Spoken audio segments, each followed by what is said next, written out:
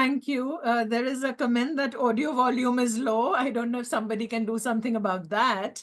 But let me tell you what a pleasure it is to be here today.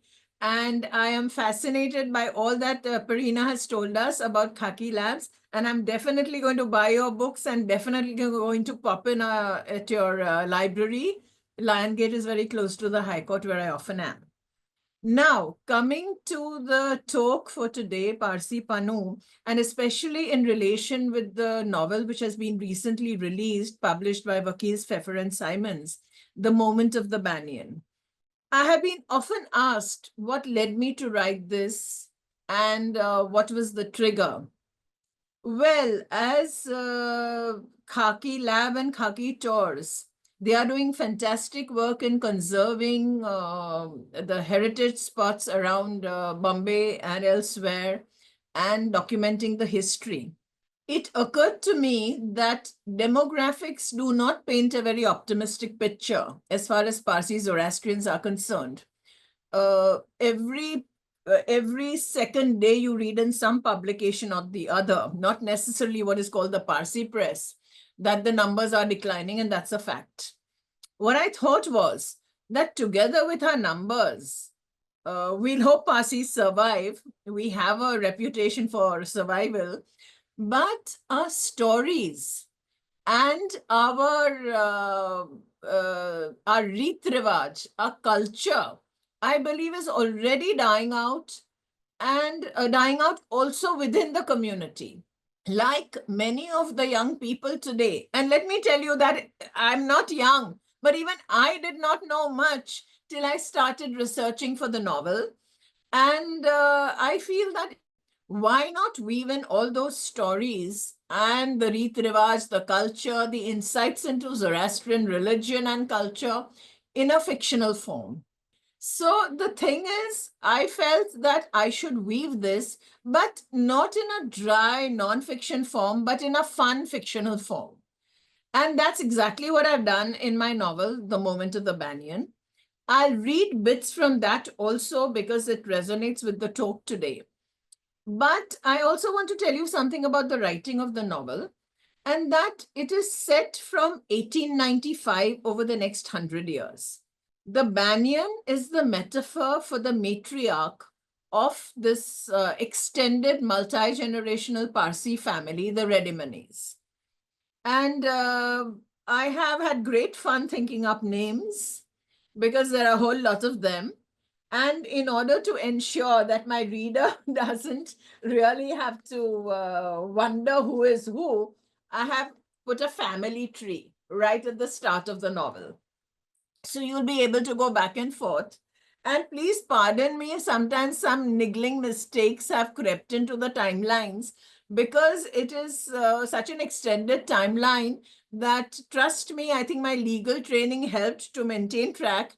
And even the making of the family tree was not exactly easy, especially because of the timelines. Okay, so within this Redimani family, there are a whole lot of children, grandchildren, their spouses, etc., etc., etc. And of course, also a whole lot of non-Parsi characters. And this book, while you can see it as from, I would say, 2 points of view. One would be a family like any other, with its loves, hates, betrayals, triumphs, and trials. So it could resonate with any family anywhere in the world. And let me tell you, there have been readers already. I mean, it's been barely a month since the book has been out. And I'm told that there have been readers, my friends from Europe and US and Australia, New Zealand, etc., have also said that they've been going through the book, and not only non-Parsis, but non-Indians also, and they seem to resonate. So it is a story. It is a human story with human aspects in it, which anybody can relate to. But woven into that human story are the stories of the Parsis particularly. And there I have been extremely fortunate because I had a mother, and this book is dedicated to her, my mother, Armin Wandrewala. My mother herself was a good writer. Unfortunately, she never published. She wrote tons, and she had a very good knowledge of German, of Persian and Gujarati.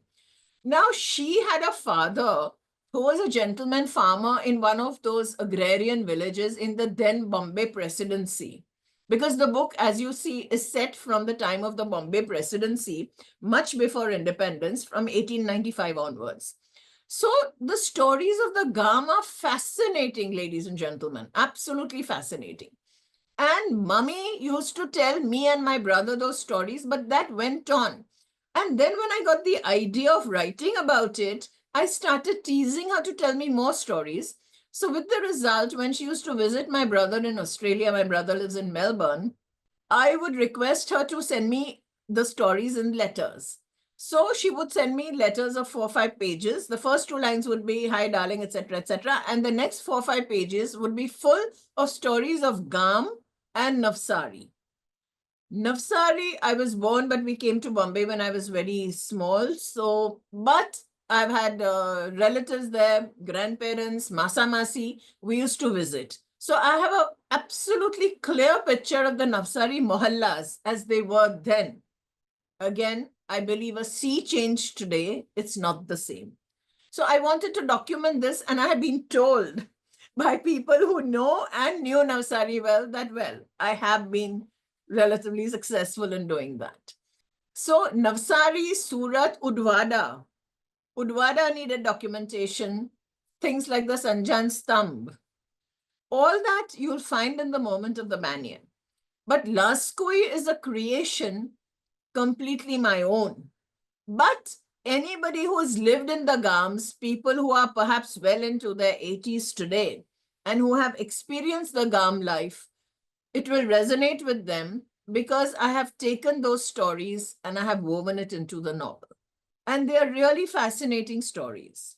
Now, 2 things about the novel. One is that, and this, I must say, a very perceptive interviewer from Midday had asked me this question when she interviewed me, that your novel, the timelines shift, and that is true.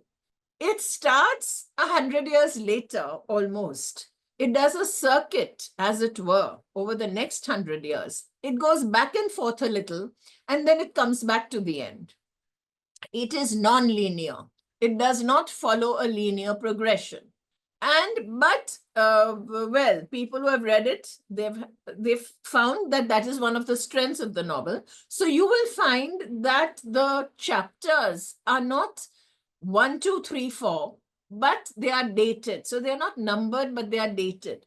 And the lady at Vakil's who was helping with the design and all, she said, Armin, what we'll do is at the start of every main chapter, we will put a small motif of the Banyan. And I'm very happy to say that the cover, it's a beautiful cover, ladies and gentlemen. And I owe a great debt of gratitude to my artist friend Vyoma Parikh, who has done this for me. She did a painting.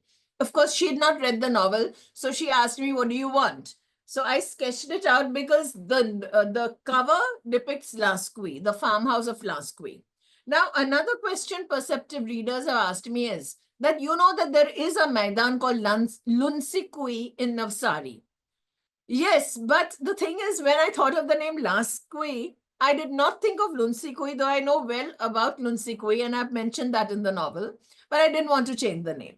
So there is this fictional village of Laskui, which runs along which runs the Lasky River. Okay, so this is it about the novel. Now, I am going to read to you a little bit from the note from the author, because there are certain things that I must get across. An idea grew into this book, even as the ficus bengalensis seed grows into the banyan. Demographics don't paint a very healthy picture. We, of course, wish and pray that the Parsi Zoroastrians never die away.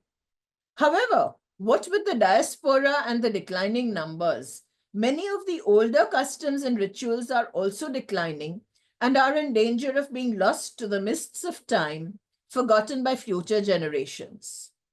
This, if it comes to pass, would be tragic. And which is why the idea came to me, why not a novel? a fictional story, weaving together all those stories. So that's how the moment of the Banyan was born. And I'm reading just bits and pieces, ladies and gentlemen. Now, apart from the reet, rivaj, etc., woven into the novel is also the how shall I put it, the cuisine. Sorry, Feroz says, please hold the mic closer, but I'm not speaking from a mic. I'm speaking straight into the thing. I hope I'm audible to everybody. I think I can hear you clearly. Yeah, So, fair yeah. enough. Yeah, fair enough. Okay. So I have woven into it the cuisine and also the language.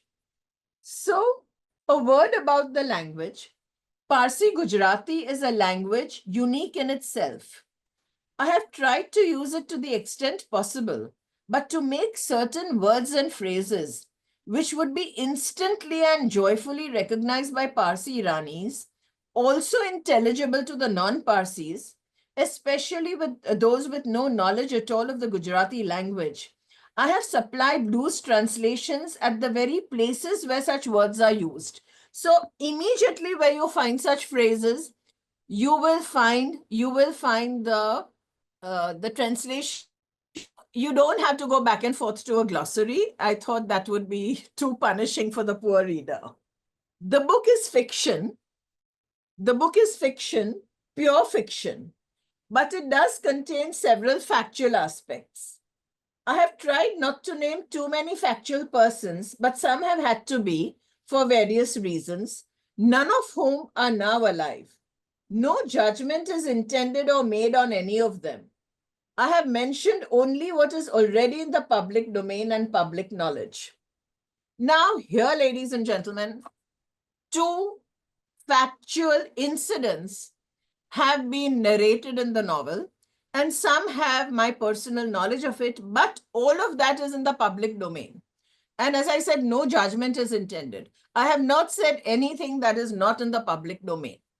The two are, one is about the ill-fated marriage of Rati Petit to Muhammad Ali Jinnah. You will read it. I'm not going to say anything more about it.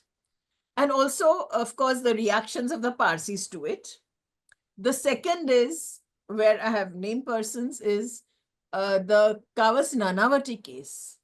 Now, that I knew about also because I have done a piece on that in one of the legal books. But as I said, whatever I have written is already in the public domain. And I don't think after Mr. Karanjia, Rusi Karanjia of Blitz, went through with that case, anybody else had anything really to say. And I was fortunate that I had already done all that research, which came to my help. Then I have mentioned a few other things. For instance, I have referred to a Samast Anjuman, which had taken place at the Rustam Bagh. The date line has been changed, and I have mentioned that in the book. In the print edition, you will find a footnote. I was told the Kindle edition cannot take a footnote so well. There's no footnote there. But you will find that it's very clearly stated when actually the Samast Anjuman took place. Another is a real incident which happened about the Vansda Navjots. That, again, I'm not going to say anything more, but it's amply explained in the book. Parsis and non-Parsis may or may not know about it or the significance of it that is mentioned. And something else that is mentioned is a judgment, which is often touted, especially amongst Parsis and also the so-called non-Parsi press, the Dawa Biman judgment, which sets out who is or is not a Parsi. Now, there again, and I have it on the authority of one of our most revered priests, that I have not been judgmental there. I have stated facts as they are. I have stated the crux of the judgment as it stands. Being a lawyer, I have read it from there. And I remember years ago, much before the present editor of Jame, I had written an article in Jame analyzing the Dawa Biman judgment. And I've thrown a challenge that if anybody wants to suggest that I have misinterpreted the judgment, it's just only over 100 pages, not very long. So if anybody wants to challenge me, please read the judgment and come and challenge me in the High Court or give me a coffee somewhere. we will get into a discussion on that. So these, because according to me, that judgment, I think it's probably going to keep on figuring in Parsi discussions, especially when we come to the demographics and especially when we come to the more contentious aspects of Parsi life. You don't need me to tell you what those contentious aspects are. They are only too well known. Why can a Parsi man, if his wife is a Parsi, his children can be admitted? Why not the vice versa, etc., etc., etc.? There are court cases. I am not entering into any judgment. I have not given any opinion on all this. But yes, I have touched upon aspects which need to be considered. And there I'll just read out a paragraph again from the note. Now you can call them. A word to my own community, the Parsi Zoroastrians. Some may disagree with what I have written, even as regards our reet rivaj. Some may have other notions, other ideas. All are welcome to disagree, amicably please. This is not some definitive tome on the Parsi Zoroastrian religion. This is a novel, a work of fiction. Kindly bear that in mind while venting your disagreement. I refuse to be categorized as either orthodox or liberal, a schism which has been and is tearing asunder our minuscule community. I am sure both the liberal and the orthodox would find something to disagree with in this novel. Both are free to do so. If that engenders within the community at large a discussion, hopefully a coming together that can resolve matters, no one would be more delighted than I. I hope my readers enjoy reading The Moment of the Banyan as much as I enjoyed writing it, and I really did enjoy it. Ushtate, happiness be unto you. And now we come, I have, of course, acknowledgements are there. I'm not going to read those out. As I said, the chapters begin like this with the Banyan at the motif and the dates. So the first date is January 21, 1995. That is just one day before Alamai's 100th birthday. Now, I was asked, who are the voices which speak in the novel? Well, the main voice, actually main voices, I should say, are two. Because Alamai Redimani, the Banyan, as I said, is the metaphor for her, and she's the matriarch, and her granddaughter, Almitra the Vitra. Almitra is, in a sense, a counterpoint to Alamai, having many of her characteristics. I always say empathy skips a generation, and very often the granddaughter takes more after the grandmother, perhaps, than the mother, I don't know. But so she speaks through them. Then, of course, there are the love interests. And so it begins. The years fly, though moments may crawl. Alamai should know. She was nearing a century of existence. And in the years flown past, the memory of those crawling moments was dulled, if not obliterated. The sharp highs and lows, however, were etched in her memory, even now, even at nearly 100. The biggest challenge of her life loomed, I've skipped a lot, of course, the biggest challenge of her life loomed as she neared her 100th birthday. It was one of the most difficult of challenges. The challenge of a hard decision that would affect many others even after she was gone, especially after she was gone. It became more than just one's own decision when others had to deal with it, live with it. Now, what is the decision? Well, as you go into the novel, you will come to realize it. I'm not going to spoil it for you, but the book ends with that, and she is able to make one aspect of the decision, one she wisely leaves it for others. That perhaps is also her strength, that she doesn't sit on judgment and she doesn't voice an opinion in matters where she feels she's ill-qualified to. And as I said, as you all read the novel, it'll come to you what and why. It may come as a surprise, but as you know, my first novel was a murder mystery, The Turning. And that also spoke about a Parsi family and a Hindu family, and the problem of converting to marry again a second time. The Turning dealt with the issue of converting to Islam to marry again a second time. That had done very well. It's published in German. There's a lot of demand for it to be reissued. We will consider that later. So, since I also write detective stories, I have peppered this with clues. And as I said, it's not really a mystery. It gets revealed. It is revealed fairly early in the novel. Now, after January 21, 1995, we jump straight to December 7, 1969, when you have Almitra going to the home of her childhood in the bylanes of Bandra. I love Bandra. So Bandra has a very important part in the novel. So does the Dada Parsi colony, for which I'd done a lot of research even for my book for the J.B. Vacha High School. I'd done a fair bit of research on Navsari, on Udvada, on Sanjan, the Stump, apart from the Gam, etc. And again, I was asked by an interviewer that your novel shifts locales. How important are locales or location to you? I have only one thing to say, that the locations actually became characters for me. They are that important. Because as I'm not going to read too much because that unnecessarily takes up time. You all will be reading the novel, I hope. But I'll speak more about bits from the novel. And then any questions, of course, I will take unless I feel something I have to read out. So it shifts. Now, while the Redimini family, a lot of Parsis will resonate with this. People had a house, generally in a place like Navsari. Navsari was called the Dharamni Tekri, which means the summit of the religion.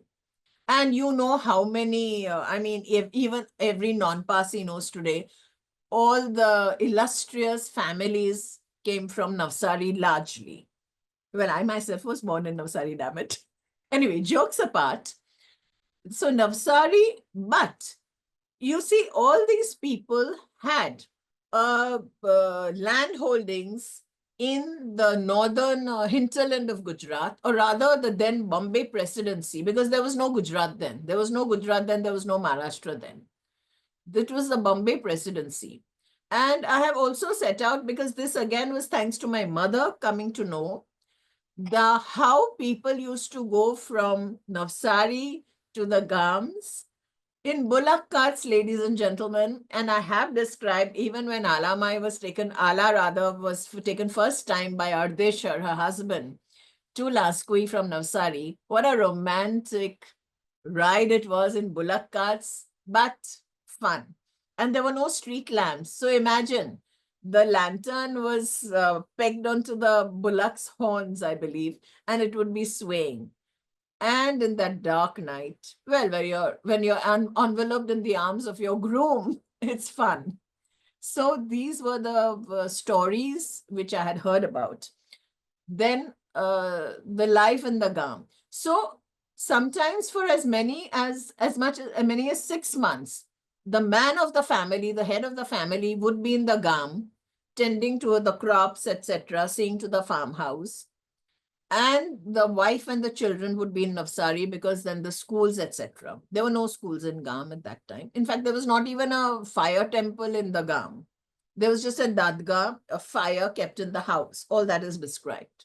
So it shifts from Navsari to Laskwi. Then there was the migration to Bombay. That was largely for work. But Ardeshar had an uncle, Temul Kaka. So after their wedding, Temul Kaka invites them to Bombay, and they live in his bungalow. And then Ala falls in love, and she urges Ardeshar to buy her a bungalow in Bombay. Ardeshar does that. He gets it virtually on the edge of the Dada Parsi colony. So it's not covered by the covenant, but it's still within the precincts of the colony. And then the area around the Dada Parsi colony comes alive. The Khodadat circle, Farmer Brothers, Dayaram Damodar, JB Vacha High School, where the children go, the Rustam Framna Agyari, the Dadar Athonan Institute, of which today Ramyar Karanjia is the principal, and he has helped me a lot also when it came to doctrinal issues. And he has been, he was in conversation with me at our talk at the KR Kama. So then Bombay, and then, of course, slowly the diaspora abroad. So location is very important. Tied to the location are the descriptions of these places. Now, I'll just read a little bit of the kind of houses that there were, for instance, in the Gam. End May 1929, the sun slanted through the aerial roots of the huge banyan tree at the edge of the residential compound and garden, throwing latticed patterns of light on the ground as well as the vegetation around. The banyan marked, in a way, the boundary to the farmland beyond. That's where the wicket gate was, edged off on both sides by a low picket fence. Even the 7-year-old Havovi could jump over. Havovi is Almitra's mother. And then there's about Tecoma stands blooming and Champa blooming. I love flowers, so you'll find a lot of flowers in the book also. The banyan was considered sacred by the villagers, many of whom paid brief obeisance to it while passing. Ala herself loved the tree which was planted by her grandfather-in-law Darab Shah Redimani to commemorate the birth of his firstborn grandson Ardesha.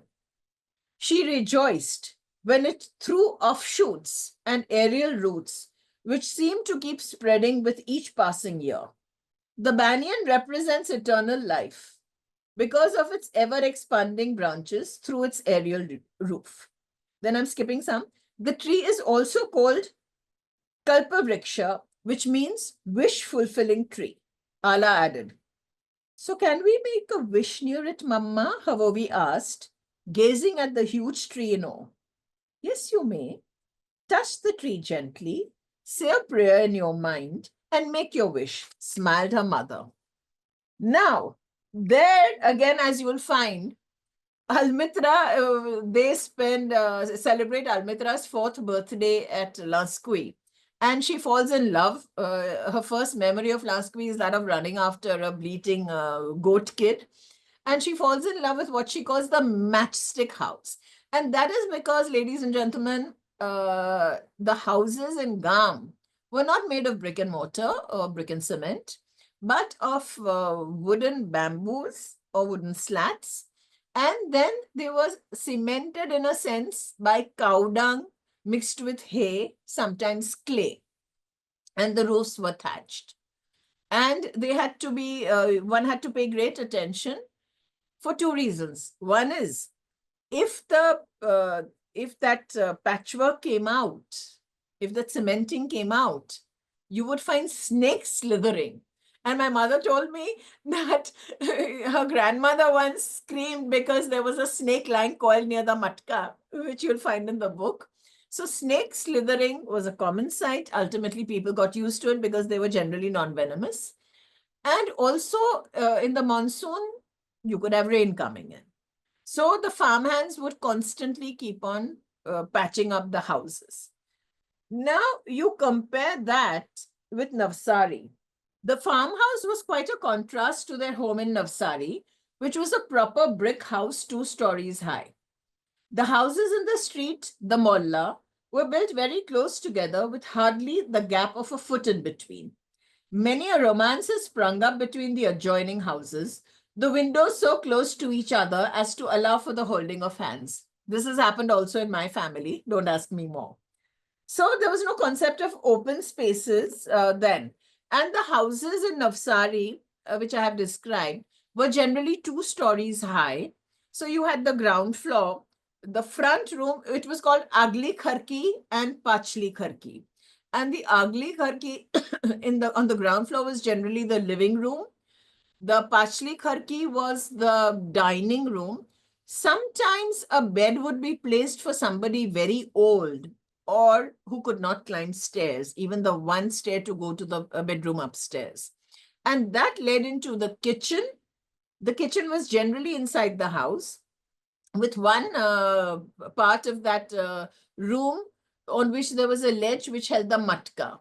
And also, that time, no electricity, not only in the Gam, but no electricity also in Navsari. So, no refrigerator, definitely no refrigerator, even after electricity came. So, people, and Navsari summers were hot. So, the Navsari residents would keep their food and milk cool. They would keep water in a large vessel.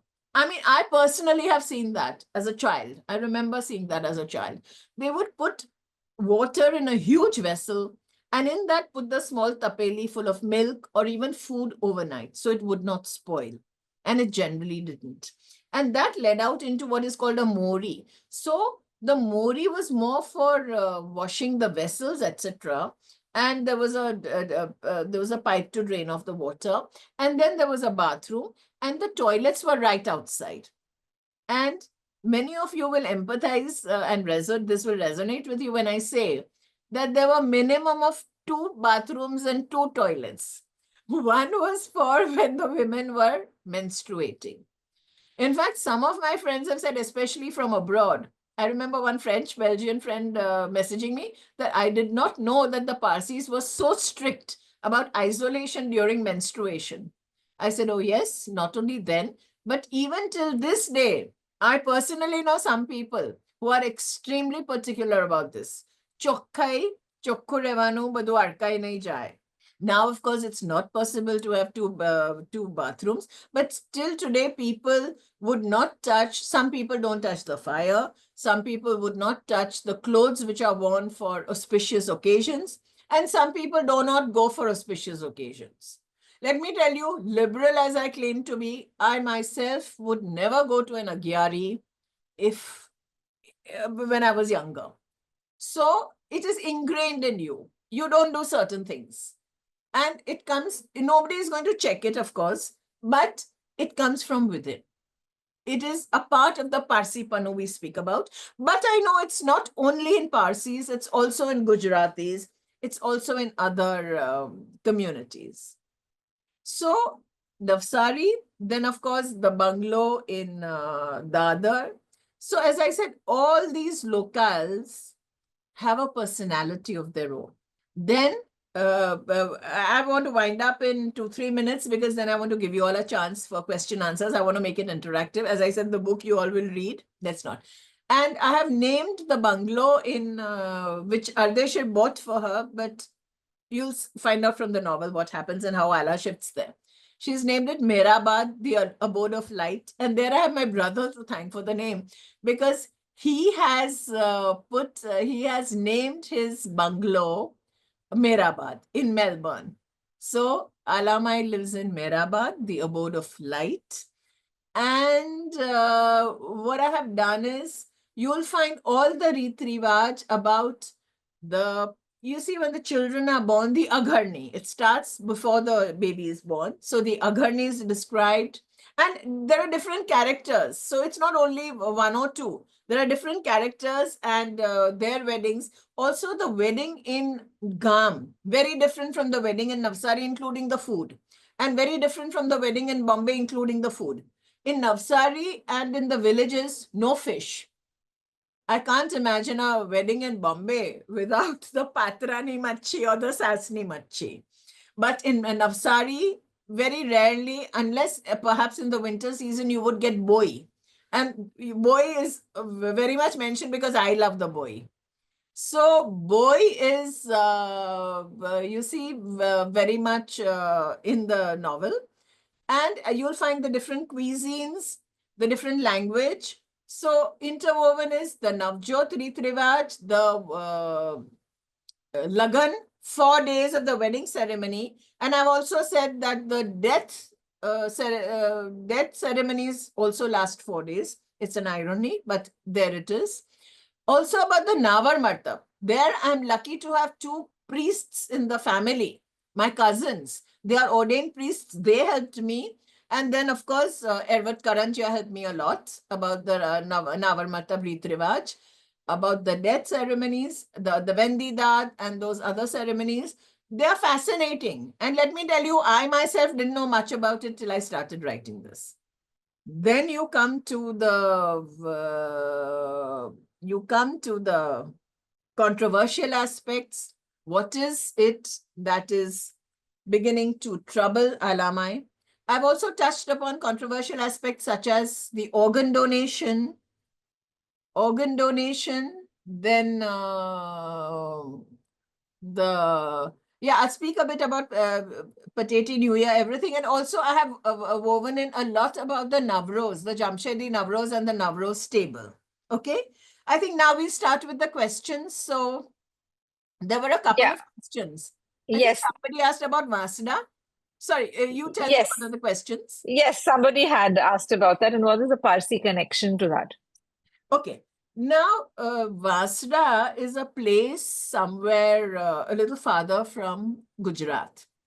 Now, as I mentioned, the Parsi Sethyas, those who had land holdings, would be spending 6 months at a time in the Gam. Not to be expected that they would remain celibate. They had relations. They had relations with the tribals there who are called Dubri. Now, Dubri has no negative connotation, not in my mind at least. It is a tribal. I myself have known Dubris in Navsari, and they were wonderful people, our maids, etc. They brought us up. So they had relations, and very often those relations resulted in consequences. Yes, children were born. So there was Dasturji Framrose Bodh, and together with at that time there was this reformer, Bharucha, Bajoji Bharucha. They felt that the treatment meted out to the children of these, the liaisons was not right. So they decided in one go to perform Navjot ceremonies. So in around, I think the year 1942, but you'll find that in the novel, I'm not very sure, around the year 1942, 77, and not just children, people I have told from 6 to 60 were Navjoted in one shot by Dasturji Bodh with the active help and support of Bharucha. That came to be known as the Vasda Navjots, caused a lot of furor. But again, you'll find in the novel, the furor was died down ultimately, though people were up in arms against both Bodh and Bharucha. Okay, another question. Yeah. Then, yeah. Yeah. The next question was, is it true that the Parsis were the closest allies of the British? I can't disagree with that. But let me tell you, it was both ways. I think because we originally came from Persia, and one does not look because of our skin color, etc. For instance, I hate to say it, but I get mistaken to be a foreigner, especially when I go trekking in the Himalaya. My passport is always asked for. So maybe because of that, there was some kind of commonality with the British, and the British, felt that we were close to them because of our Western habits, because we came originally from Persia. But that given, and yes, there are a lot of Parsis who kept the photographs of this thing, apna queen and apro rajo and apri rani, etc., etc. But given that there were a lot of nationalists also, Dadabhai Navroji, Madame Bhikaiji Kama, a great nationalist who was totally against the British. So there were people against the British, and Alamai in the novel is not very pro-British. She is nationalist. So yes, to that I can't disagree, but there is a nuance to that. Sure, thank you. Also, there may be someone saying, speak a little about Pateti, about the But Reet yeah, Rivaj, about yeah. those. Now, Yeah. Pateti, let me tell you, people have this habit of saying happy Pateti. I'm sorry, even Parsis say it. And the worse is they say papeti, which is even worse. Pateti actually means the day of repentance, patet. So now you know that there are not, how shall I put it, in the Parsi calendar, there are 30 days in a month. The balance 5 days come just once in a year, which are the gathas, okay? And that comes at the end of the muktad. The muktad is sort of All Souls days. There are about 10 days now when the fravashis, that is, the souls are supposed to visit the earth, and they are supposed to like communicate with their loved ones. So we not only offer prayers to them, the agyaris, we have tables for them with the vases, all that's described in the book. And not only the tables and the vases, but there's something called the satum. And it is Savarnu, Bapornu, and Sanchnu, which means 3 times a day. Morning, afternoon, and evening is the satum. And what happens is during the satum, food is offered. So not just the delicacies like darni, pori, and etc., but the food which the departed liked. So you offer that, and then of course you take it and you distribute it. So during the prayers, this food is kept. Now the last day of the gathas is called Pateti. It is not a day of celebration, it is a day of repentance. That is the day when the gathas are lifted. And after Pateti, the next day is Navroz, the New Year. So as I said, Pateti is not really a celebration. Yeah, and now I find, do you address the Orthodox? Yes, absolutely. The divide between the Orthodox and the Reformist is very much addressed in the book. I have, that's why I've said that I hope I don't get chewed up by either the Orthodox or the Reformist. It is addressed. And I have also said in my note to the author that the opinions which are put into the mouths of the characters are not the opinions of the author. And please don't try to find parallels. A lot of people have suggested, so and so is so and so in the book. As I've said in my note, A may have some characteristics of B, but A is not B. So people have tried to mix up Almitra and Almitra and Armin, but Almitra may have some characteristics of Armin, but Almitra is not Armin. So please, and the characteristics are peculiar to that character. For instance, there is one character who's a priest, but I made him very pompous and pontificating and all. And let me tell you that again, the love interest of Almitra and his father, they are also ordained priests. Yes, I wanted to do that. So they are very different. They're very different priests as such. Okay? Okay, there's another question Yeah. about, apart from Gujarat and Maharashtra, were there other parts of India that Parsis inhabited? And I'm going to club that with a question that somebody else has asked about the Parsis of Calcutta. Yes. Now, Parsis of Calcutta, yes, Calcutta had a very, very vibrant Parsi community, including some of my extended family. And there are dharamshalas in all these places. Right now, friends, there is a lot of debate going on about, a lot of the Parsi dharamsalas are today lying vacant. Now, you find Parsi dharamsalas, Delhi. See, Delhi, never, I would not say Delhi at that time had a vibrant Parsi community. Today it does have, but the Parsis there are pretty visible, but they're not so many in number. It is, Okay. there are not so many in number. And like Jhansi, for instance, Jhansi, Ratlam. And you see, Parsis were related a lot to the trains and the railways. So there were a lot of Parsi engine drivers. They were in Jhansi, Ratlam, etc. Even Meerut, even Mhau, Indore. Okay. Yeah. Okay, thank you. And somebody has asked, did your book include voices from working class Parsis, or was it mostly the elite and the well-known lineage that was in your book? No, it has some from the working classes also. It has some disadvantaged also.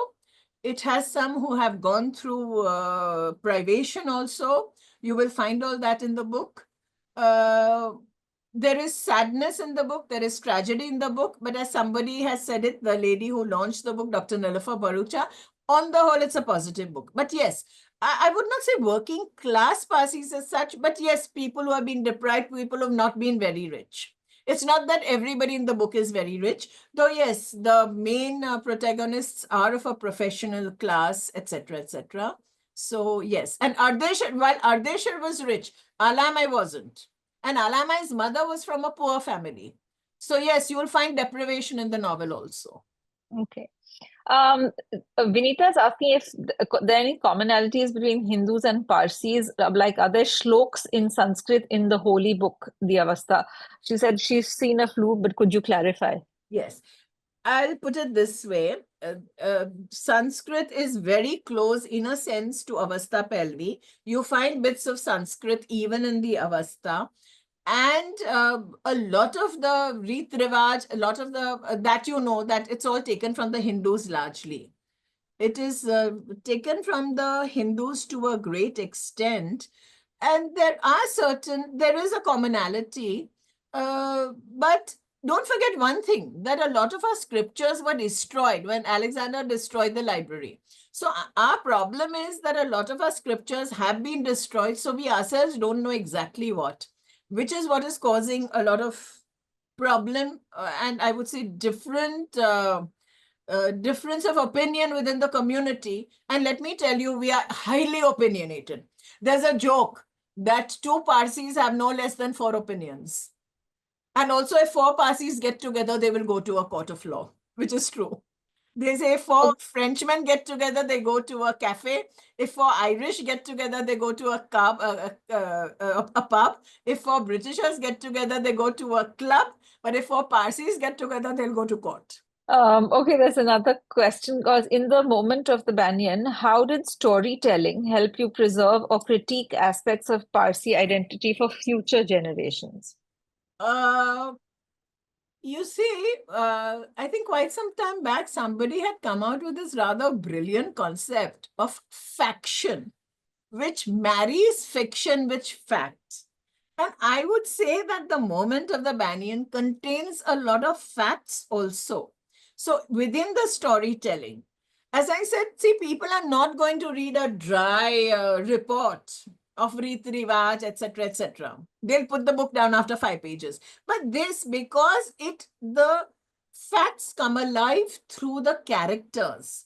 They are spoken through the characters. For instance, you'll love the way I've treated Navroz because I've created an Irani character. He's a real hoot. He's a fun Irani character. And I put all the, you know what my grandmother used to call Mammo Chacho? That is the colorful Parsi language. Salo B, CMC. And like somebody said, imagine not ever hearing Salo Gilsappo again. Now, these are things which the Parsis use very commonly. Okay. And one character who's highly anglicized does look down his Aquarian nose at this. But the Parsis generally, they're supposed to be the Dhansakya Parsis and the NCPA Parsis. So yeah, it's all in good fun. And that's how all the criticality also and even I would say the controversial aspects which need to be discussed. Even the priests agree with me that they need to be discussed, they need to be aired. I have done it through fictional characters. And I'm hoping that that will engender a debate and hopefully come to a resolution. Does that Okay, answer? I think, Yeah. yes, I think so. I think that's all the questions we have. So thank you very much for a My pleasure. enjoyable session, and I'm sure people will be looking out for the book. And thank you for giving us a glimpse into the Reet Rivaj, and I'm sure there's more in the book itself about all of that. So thank you. Thanks so much for this session, and we It was hope to see. entirely, yeah. It was Yeah. entirely my pleasure. And I'm so glad that all of you joined in on a Saturday evening. And all of you participated so well and asked such incisive searching. Yeah, I said, please ask difficult questions, and some of you did. I'm very, very glad for that because difficult questions need to be answered. Yes, absolutely. Thank you. So Thank you. thank you, everyone. Thanks for joining in, and we hope to see you next Saturday for our talks. And so, but good night from now. Thank you. Bye-bye. Thank you. Bye. Ushtate, happiness be unto you. Thank you.